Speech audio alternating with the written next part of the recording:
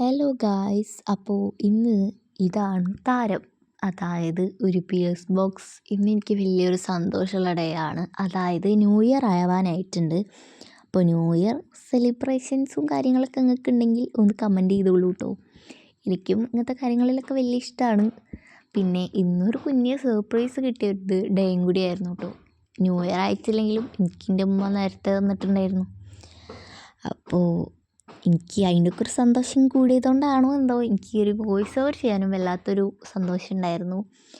അപ്പോൾ സർപ്രൈസ് എന്താണെന്ന് ഞാനിപ്പോൾ ഈ ഒരു വീഡിയോയിലൂടെ വെളിപ്പെടുത്തണമൊന്നുമില്ല കേട്ടോ. സർപ്രൈസ് തന്നെ ആയിരിക്കട്ടെ എന്ന് വിചാരിച്ചു.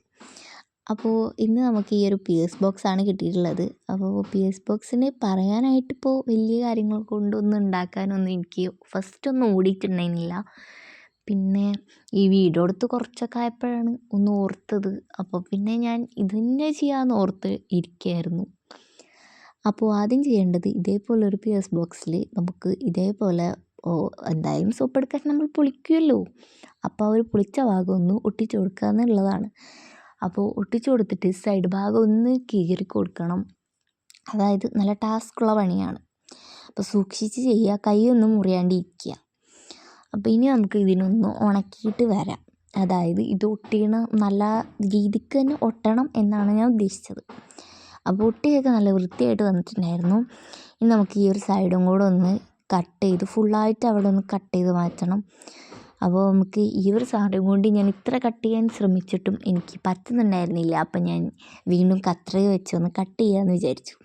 അപ്പോൾ കത്രിക വെച്ച് കട്ട് ചെയ്ത് നല്ല വൃത്തിയാക്കി എടുത്തിട്ടുണ്ട്. ഇനി നമ്മൾ ചെയ്യേണ്ട ഒരു കാര്യം എന്താ വെച്ചാൽ ഇതേപോലെ A4 ഷീറ്റോ അങ്ങനെ എന്തെങ്കിലും ഉപയോഗിച്ച് ഇത് കവർ ചെയ്തെടുക്കണം. ഇനി നമ്മൾക്ക് ഇഷ്ടമുള്ള ഏത് പെയിൻ്റ് ആണെങ്കിലും അത് എന്താണെന്ന് വെച്ചാൽ അതങ്ങോട്ട് അടിച്ചു കൊടുക്കുക.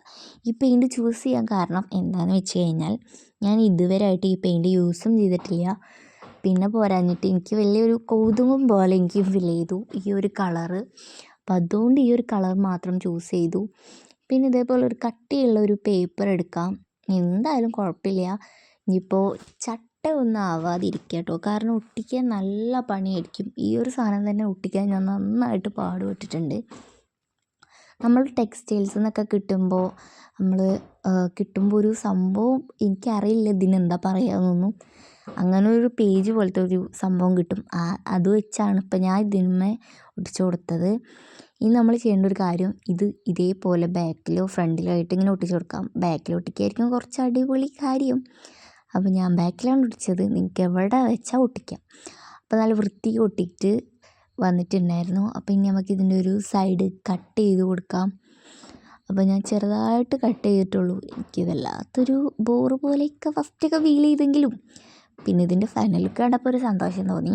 പിന്നെ ഇതേപോലെ ഒരു സംഭവം ഞാൻ നേരത്തെ ഉണ്ടാക്കി വെച്ചിട്ടുണ്ടായിരുന്നു, ഒരു പിടി പോലെ. നമ്മളെന്ത് ചെയ്യണമെന്ന് വെച്ചാൽ അതവിടെ ഇങ്ങനെ അറ്റാച്ച് ചെയ്ത് കൊടുക്കണം. അപ്പം ഞാൻ ജസ്റ്റ് ഒന്ന് അറ്റാച്ച് ചെയ്ത് കൊടുത്തിട്ടുണ്ടായിരുന്നു. അപ്പം തന്നെ ചാടി എല്ലാം കൂടെ 8 നിലയിൽ പൊട്ടിയതുപോലെയായി സ്ഥിതി. അപ്പോൾ ഞാൻ ഫൈനലി ഗ്ലൂ ഗണ്ണൊക്കെ ഉപയോഗിച്ച് ഞാൻ ജസ്റ്റ് ഒന്ന് ഒട്ടിച്ചു കൊടുത്തു. അതൊന്നും ഞാൻ അതിൽ കാണിക്കുന്നില്ല. വീഡിയോ വല്ലാതെ അങ്ങ് ലാഗായി പോകുന്നുണ്ടോ ഒരു ഡൗട്ട് ഉണ്ടായിരുന്നു. പിന്നെ ഞാൻ ഒട്ടിച്ചു കൊടുക്കാൻ വേണ്ടിയിട്ട് എന്തെങ്കിലുമൊക്കെ തിരയുണ്ടായിരുന്നു. അതായത് നമ്മുടെ ഡബിൾ സൈഡോ അങ്ങനെ എന്തെങ്കിലും.